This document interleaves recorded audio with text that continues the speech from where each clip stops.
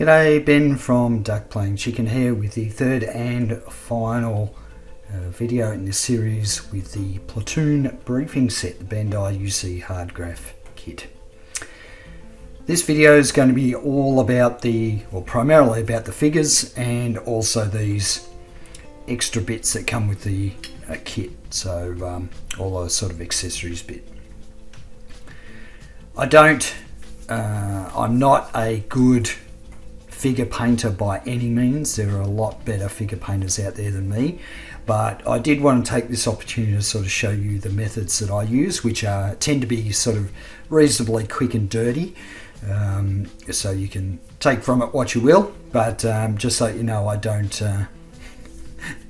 think of myself as a really good figure painter. I prefer the vehicles and what have you over painting figures. So I've got all the stuff here that still needs painting. Of course, I've finished the vehicle now, but just to sort of talk about the different methods I use for setting these up ready for painting. So first of all, with a lot of these parts here where I need to get a coat of paint on them on multiple sides, what I'll do is I'll just use painter's tape, and so things like, this sort of stuff. And what I'll do is I'll take one of my boards. So what I'll do is I'll use a combination of different painter's tape. I've got this wide stuff here. I'll sort of cut a length of it. So I want the sticky side facing up. And then I'll just use some of the blue painter's tape to sort of keep it down.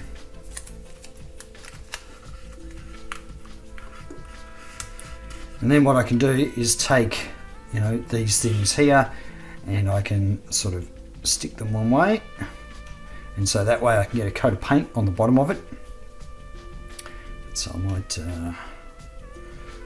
let's see, I'm trying to work out which things need multiple coats. We need a coat on one side and a coat on the other. So I've got these tiny little guns. And of course I'm going to have to do one side first and then the other. And so I'm just going to stick them down the surface here, so at least this way they don't sort of take off when I'm airbrushing them. So there's two guns, the knife. There's also a number of these coffee mugs. You want to leave a bit of space around them just so that you can get the airbrush in and around it. I've got the bag. I'll stick that in there like that. And then I've got a few other bits and pieces that I'll do as well. But that's essentially the process I use for sort of setting up the pieces that maybe I need to paint one side and then the other. I'll just use painter's tape. And I find using the acrylic lacquers. Lacquers are quite hardy, so I've never had any sort of paint peeling or anything. Quite often I'll do a coat and then I might give it 15-20 minutes and then turn it over and then paint the other side and not have any issues. It's a bit different with water-based acrylics. I have had paint peel in the past where I haven't let it dry long enough, so just be aware of that. So that's sort of for the accessories. For the figures themselves, because I'm going to use a combination of airbrushing and hand brush painting, I need to get these on stands. Now, for those of you who paint minis, of course, there's sort of these little mini handheld vice things that you can use to clamp the mini in place. But for the stuff that I do, I tend to just use anything I can find. It might be a jar lid, an old jar lid. It might be it's just a disposable shot glass, or these old film canisters. It's just something to hang on to, so that I'll stick the figure to the top of it, and I've got something to hold on to as I'm painting the figure. And what I use to stick the figure to the top is super glue.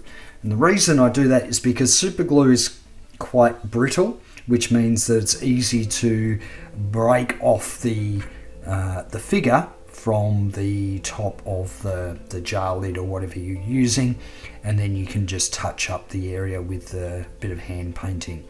So I tend to find that that's an effective way for me. As long as you're careful pulling the figure off the whatever you're using, it shouldn't break the figure at all. And so what I'll do is I'll just take I've got a little cap here. I'll pour a little bit of super glue into it, and I'll get my super glue accelerator ready. And what I'll do is let's take maybe, I just want to make sure I've got the best sort of base for. Right, so let's put this guy on this one here. And what I'll do is I'll literally just dunk his feet. You don't want to get too much on, but just enough so it's going to hold. And then I will squeeze down on the base and then get just a drop of accelerator on there. And so the figure is now stuck to the top. Now that figure will come off, even though I've sort of used super glue, it will come off if I sort of knock him off or anything, because it's just glued in place by his feet. So that's the first step, is sort of getting everything set up ready for painting. So all of this stuff I'm going to give a primer coat, and I'll be using black. So even though we're talking about sort of skin tones and that sort of thing, I always start with a black primer. So all the accessories, all the figures, will get a black primer first. All the figures have been primed in black. So good even coverage and good base color to start with. So starting with the skin color first, I'm going to use some paints from this set, which is the AK Flesh and Skin colors. And I'm not going to use all of them in the range, but what I've done in the past that seems to have sort of worked is I start off with AK3011, which is base flesh. And what I'll do is I will cover the faces and any of the exposed arms or hands with a complete blanket coverage of base flesh. So that's what I'll start with. And I should say that if you are going to airbrush these, they do need to be thinned down a bit. They are, I think, made for brush painting, but I've found I've sort of struggled with brush painting figures at this size, so I tend to predominantly use the airbrush. So you will need to thin these if you're going to use them through an airbrush. The next thing I will do is light up the airbrush with light flesh, so AK3012. And instead of blanketing the face, what I'll do is I will point the airbrush down. Okay, so it just picks up the highlights, and I'll give it sort of one or two very quick passes. And what that'll do is ensure that the base flesh stays in the shadow areas, and the light flesh sort of picks up some of the highlighted areas. So that's where I sort of do the airbrushing part of it. The next thing I'll do is I will go through and add some highlight flesh, AK3013, and I'll add this using a paintbrush. So I'll just pick out the details like the highlights of the cheekbones, the forehead and the nose, but just very slightly. I had a bit of a change of plans. So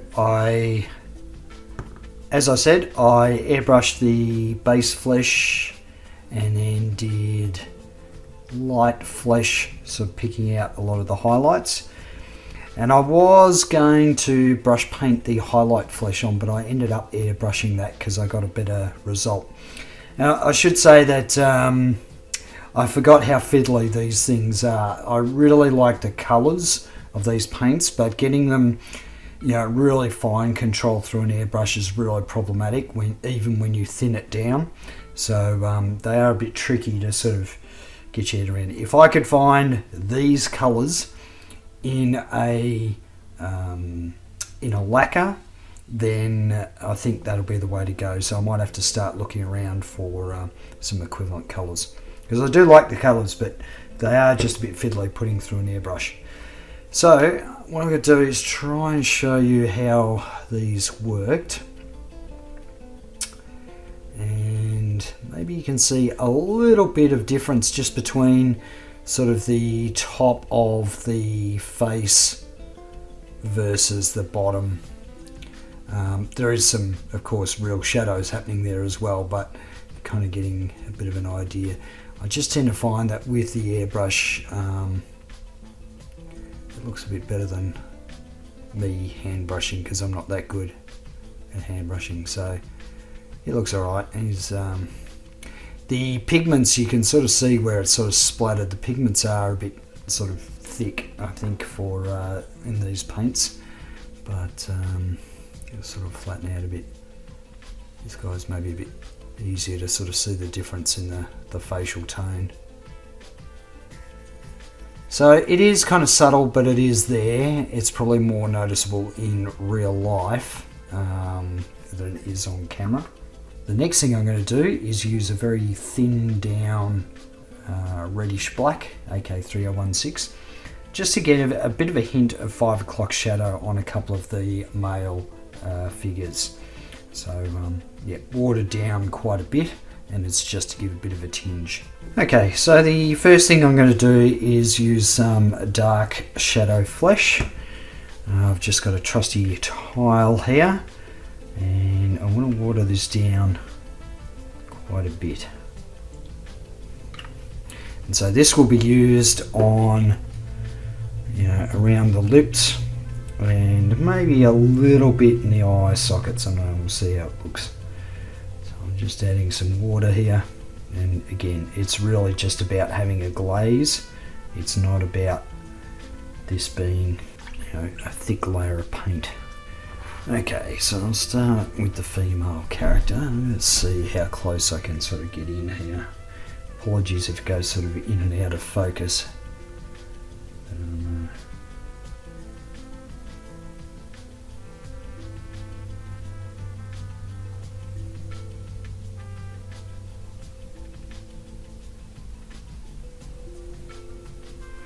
Yeah, I may have thinned it down a bit too much. Alright, there we go.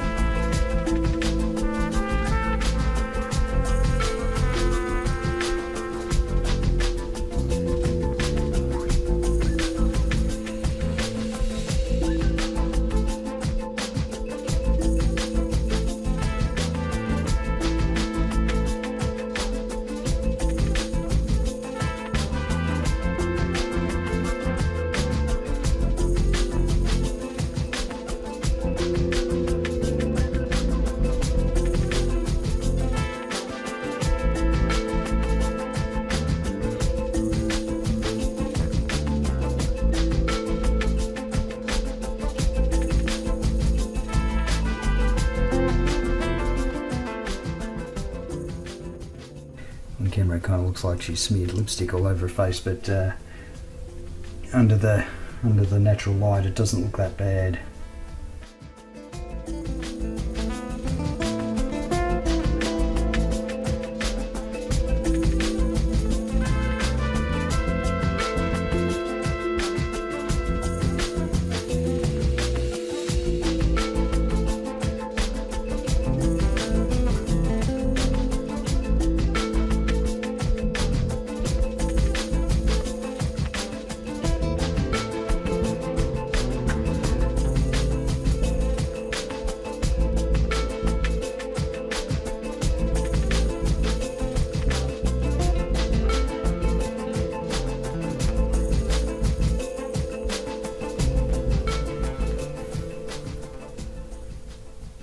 Very grumpy, this guy.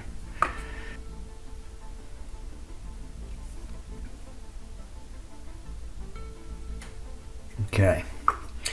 Alright, so now I'm going to move to the reddish black. So this probably will be better for the 5 o'clock shadow. And again, I'm just going to water it down.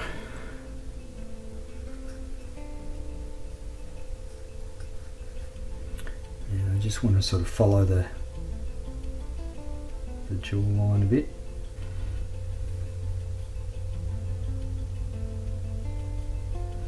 Now on camera, that's coming out a lot more contrasty than it is in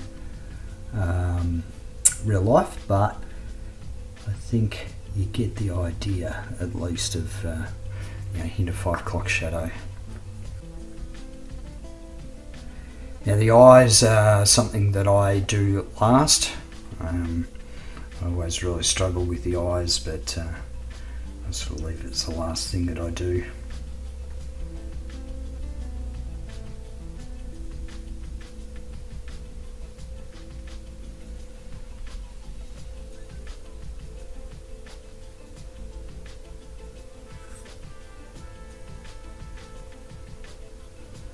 Very difficult to sort of show on camera in this process, but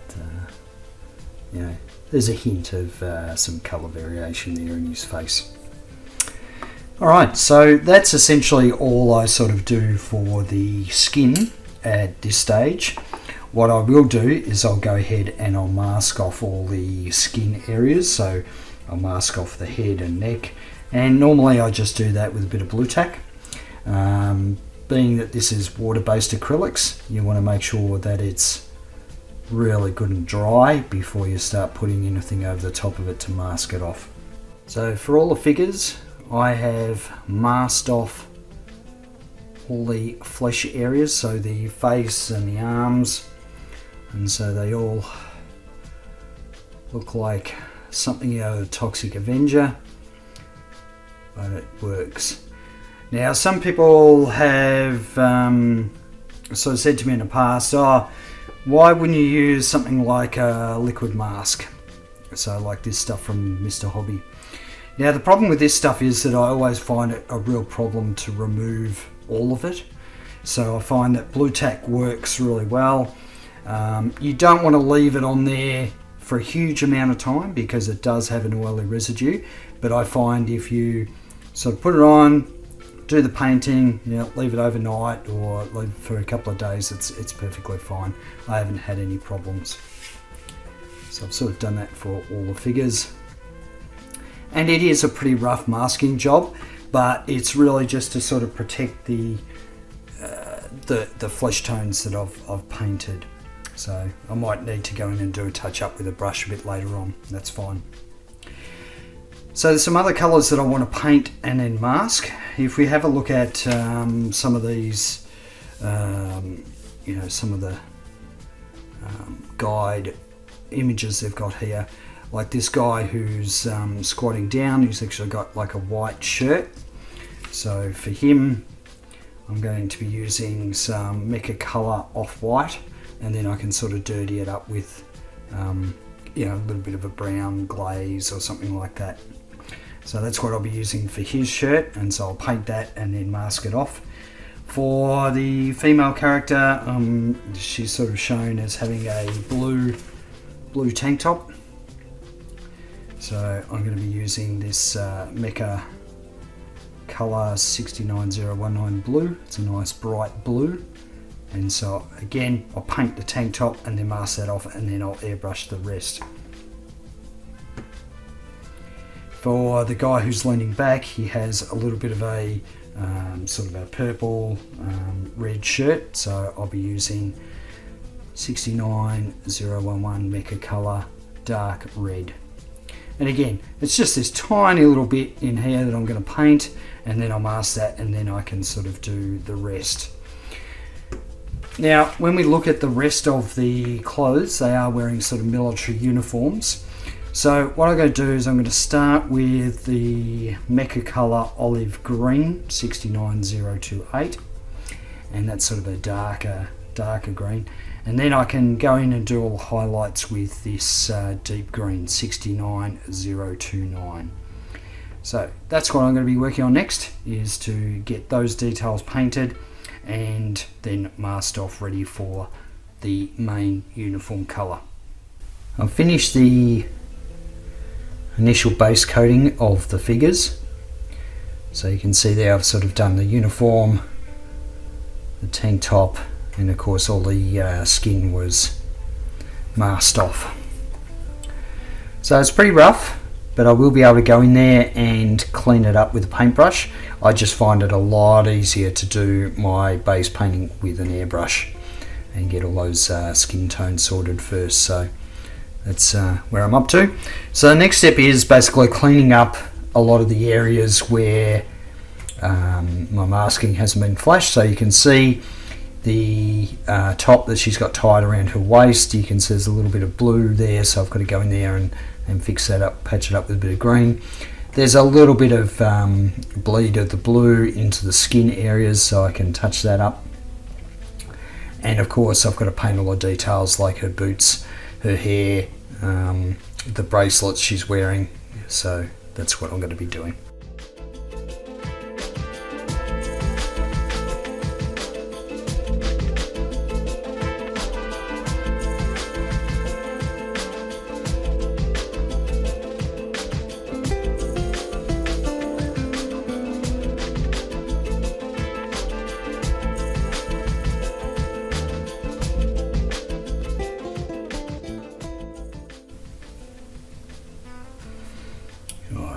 So let's sort of clean that up.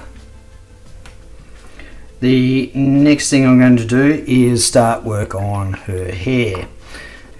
In the instructions they show her hair as being this sort of pink colour.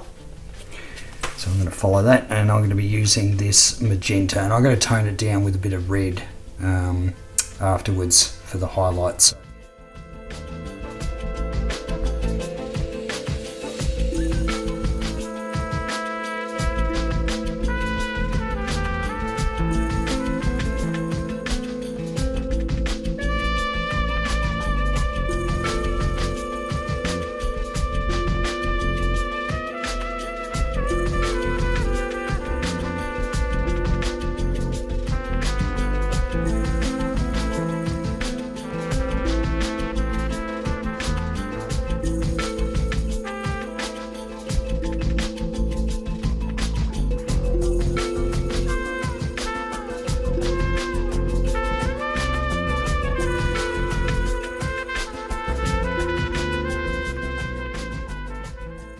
Okay, so while different areas are sort of drying, I can go and do other areas. So like her boots, for example, which I'll be using Armour Brown 71041 layout model there, and this will probably be the brown that I use for all the boots, given that they would all have the same uniform, you would think.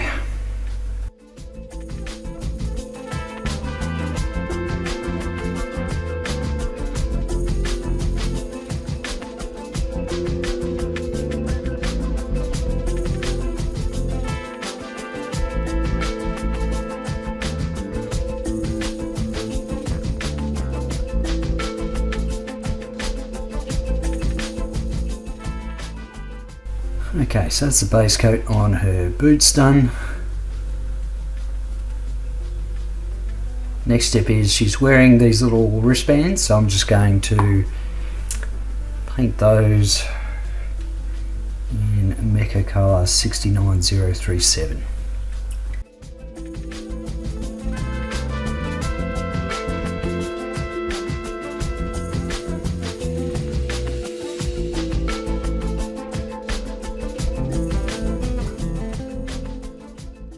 Okay, now that's essentially the base coating done for this particular figure.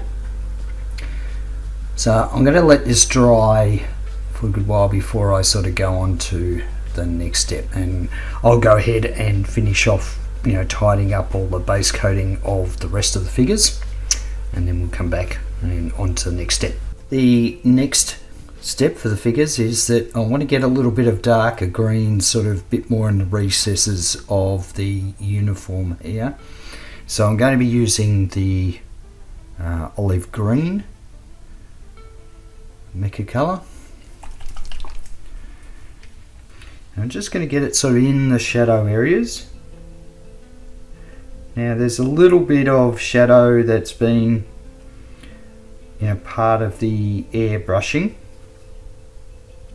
So a bit of the shadow sort of appears in there, but I just wanted to make it a little bit more pronounced. Just looking at the figures, they looked a bit flat, so I wanted to just bring out some of these shadow areas a bit more.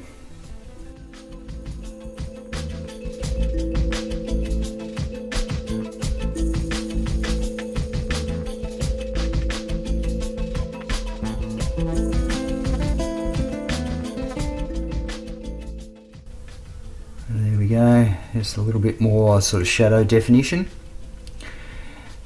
I have to do the same thing with the top, but what I'll be doing is going lighter, so just to bring up some of the highlights. At the moment it's quite flat, a flat blue. So what I'm going to do is take the blue I use, which is 69019, and just a hint of 69002 white grey. And so what I want to do is take just the smallest amount of white of the white grey and mix it in.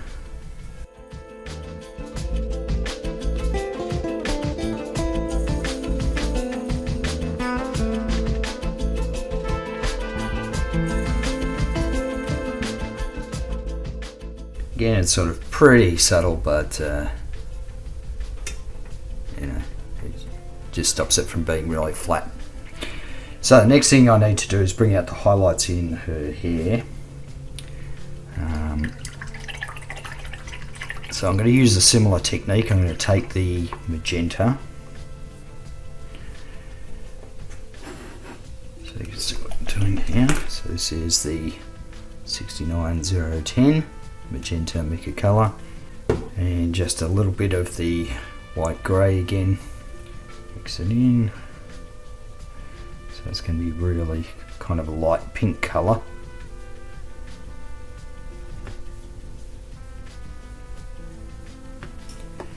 And what I want to do is just sort of run the brush over the top, so I get just the highlights. Just gives a little bit of variation in the hair.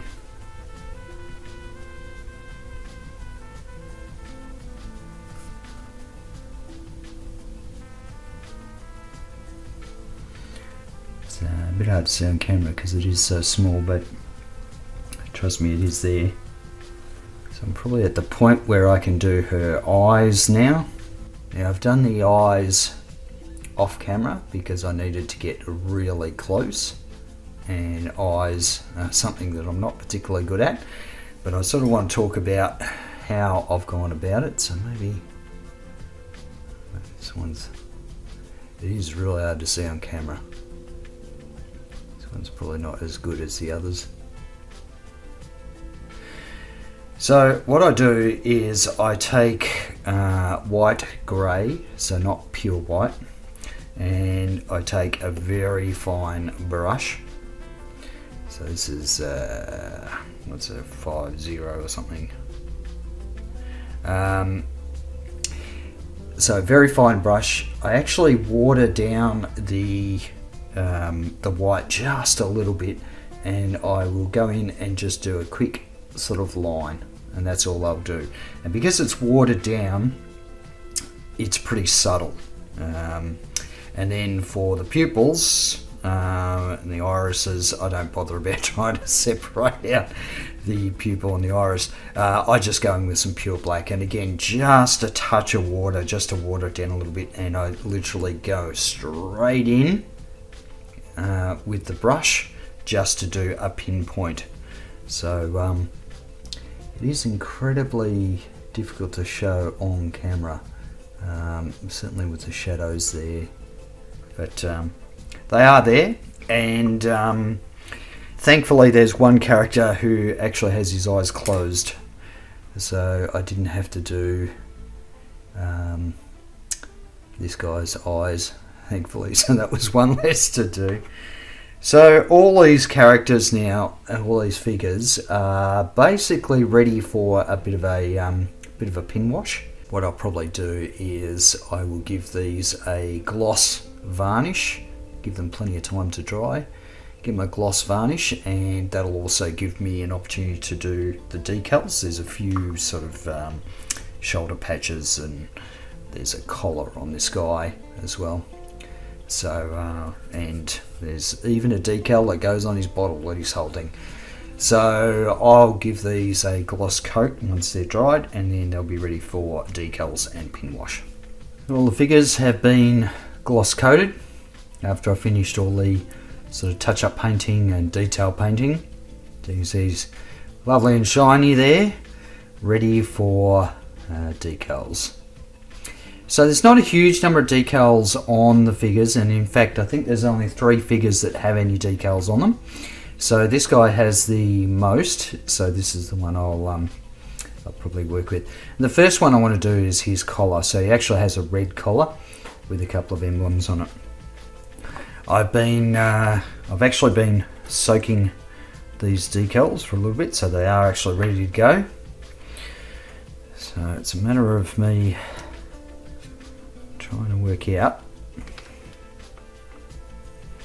how I'm going to get this one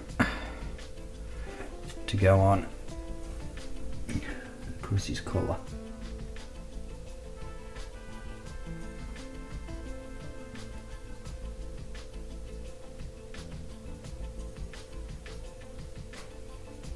And of course it's ripped.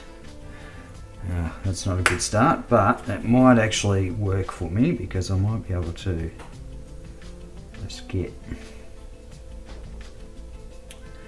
at least get the decal in place. So you can see there it's sort of torn. Let's see if we can get it to wrap around at least enough so I can match up the other bit as well. Now I suspect normally the Bandai decals are perfectly fine. I suspect the reason that this decal is breaking apart is because it is actually a kit I bought many years ago. So it's the decals have obviously got a little bit fragile over the years.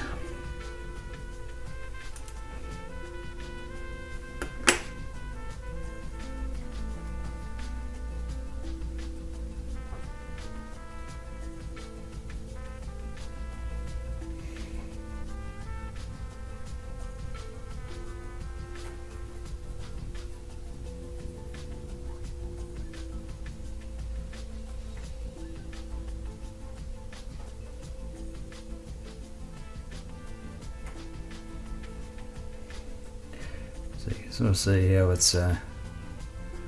it's falling apart on me, even as I speak. So I think I need to get some microsol on it pretty quick to get it all settled down. Now at the end of the day, if it looks really bad, the tear I've got in there, I can always touch it up with a little bit of paint.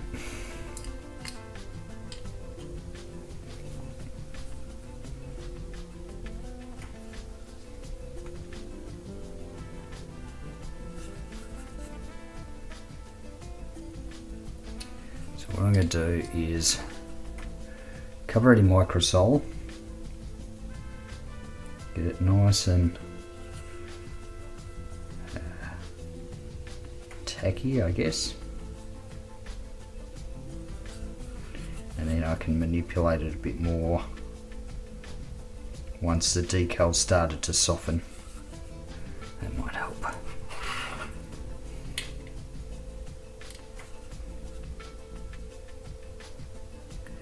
So what I'm doing is I'm getting lots of microsol in there. I want the decal to be quite soft.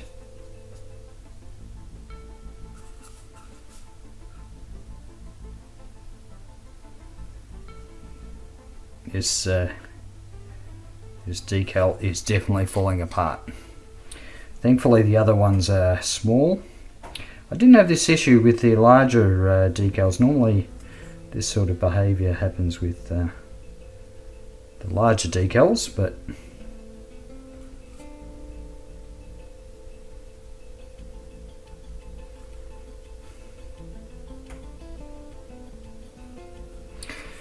alright, let's see if we can try and even this up just with a bit of a toothpick. And this might take several applications of microsol before it's good. You see there's sort of a bit of a mess at the back there, but that's alright. It's still tidier than me trying to paint that on. So in the meantime, I will do the other decals. So he's got a couple of decals on his shirt sleeve.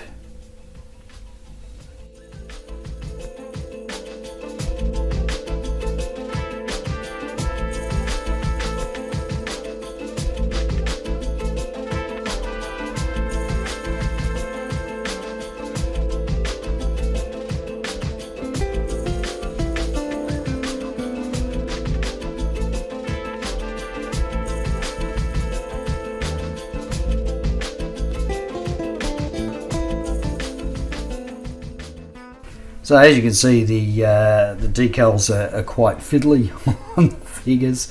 You're probably going to do a lot better if the decals are sort of newer. If you haven't got a, if you've got a more recent pot of this kit, because, like I said, mine I bought quite a number of years ago. I think the decals have got brittle over time,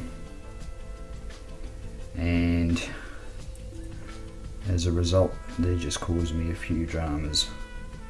So once I've got all the decals done, the next step will be to give it another gloss coat, and I will do just a bit of enamel wash on them. All the decals have been applied and a gloss coat put over the top of them just to protect them, and despite the dramas that I had with a couple of the decals, they've actually bedded down really well with the microsol, so I'm actually quite happy with the way they've turned out. See the little bottle label underneath there. So the next step is for me to go through and do a bit of a wash, or panel line wash. And what I use is these Tamiya enamel paints.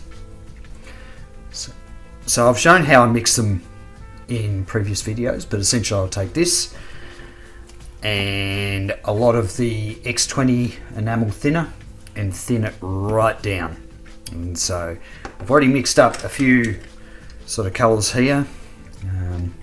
I've got like a dark green that I'll be obviously using on the uniform, a brown that I'm going to use around the skin tones a little bit, a grey for some of the white sort of t-shirts, and then black for the boots and a few other bits and pieces. So I've already pre-mixed them, and I have just a little shot glass here for some thinner to wash my brush, and also just to get it damp first. Okay, so let's start with this guy, and the first thing I'm going to do is take this very dark green that I've mixed up. So it was a combination of one of the greens and a lot of black. Give stuff good shake before using it.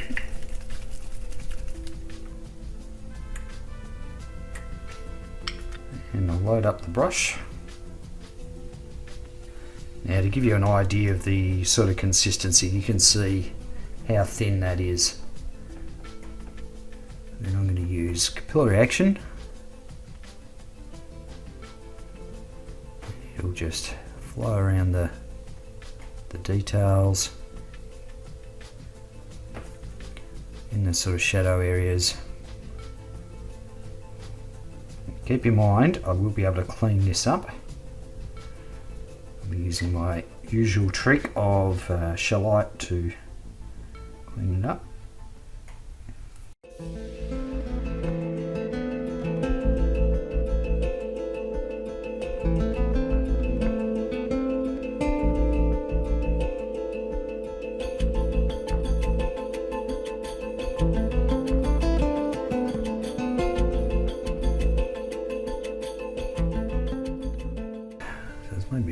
hard to see on camera, and the fact that it is super glossy probably doesn't help, but it is just sort of getting in the really deep recesses.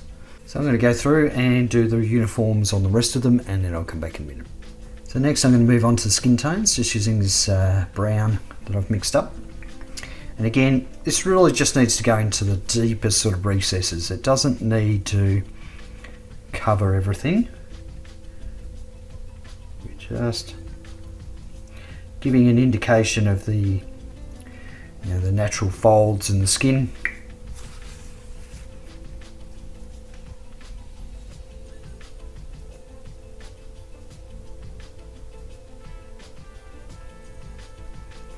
And I can say I put way too much in the face.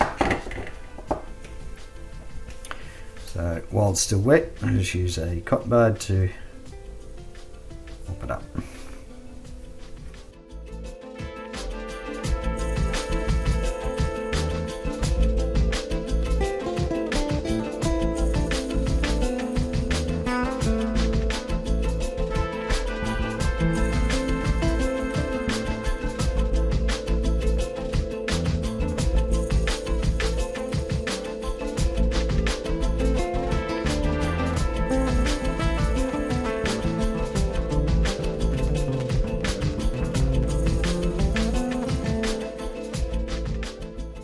Alright, so for the rest of the process I'll be using a bit of black in certain areas as well, certainly on the boots, but essentially I'm just following the same process. I might add a little bit of a wash in the hair of some of them as well, especially the female character, just to give a bit of definition in the deeper recesses of the hair. So yeah, I'll finish all that off camera. And then what I'll be doing is letting it dry for at least overnight. I'll come back and do a clean up with shellac, and then I'll put a matte coat. And by then we'll be pretty close to done on the figures. There'll be a few things I need to clean up, so I will show you that process. All the figures and the accessories have now been matte varnished, and it just makes them look a whole lot better. When they're really glossy, they certainly look very plasticky and too shiny, but once they get a matte coat on them, they look really good. So there goes the figures there.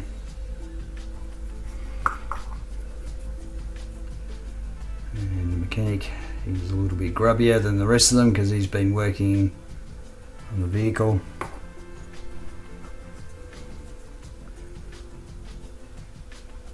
So just the really subtle sort of panel lining I did, it's made a bit of a difference. The female character, I'm not really happy with her face. Her face has got too much sort of shadow in it, but like I keep saying, from a metre away it's going to look fine.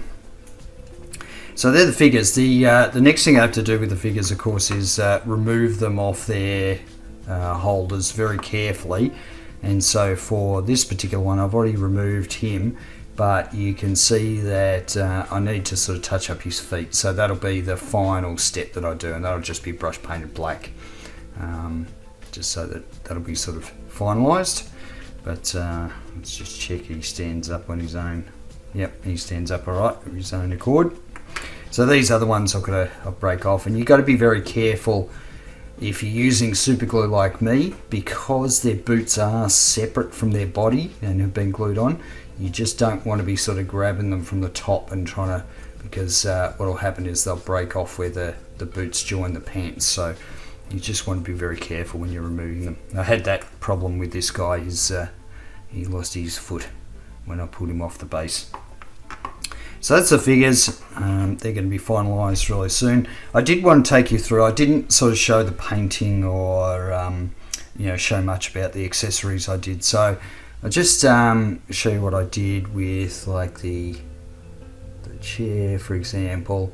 It's just painted. I used grey primer. I used very watered down brown sort of acrylic paint, and just a bit of metal on the frame. So primarily I use just surface of grey, And then for the steel, I used Model Air 71065 steel. For the watered down brown, I watered down Armour Brown, and I watered it down quite substantially, so it's very subtle. The other thing that I did was while it was still wet, I actually sort of put my fingers in it to give a bit of texture. So it's not really coming up on the camera so well, but there's sort of a little bit of texture on the, there we go, on the material part of the chair, just so that it looks a bit more like material rather than a solid thing.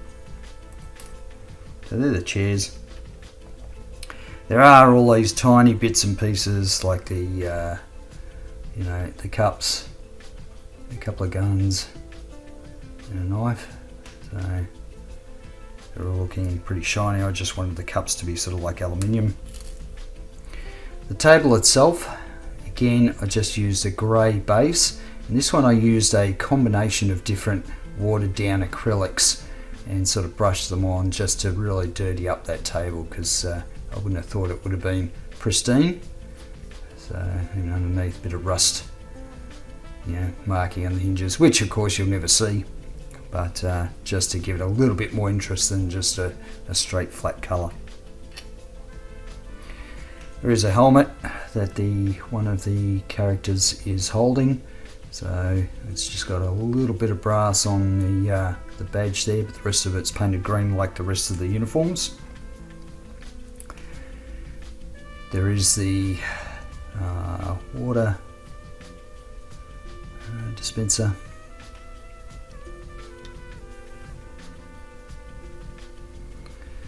And the bag is just brown with a bit of a panel wash and a bit of a highlight on the buttons.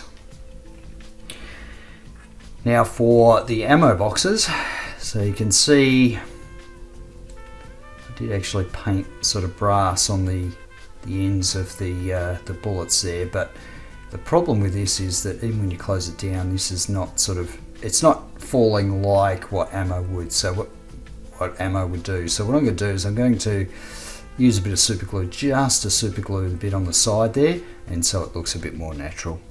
So I'll do all that off camera, and next is the beauty shots, and until the next build series, I will catch you later.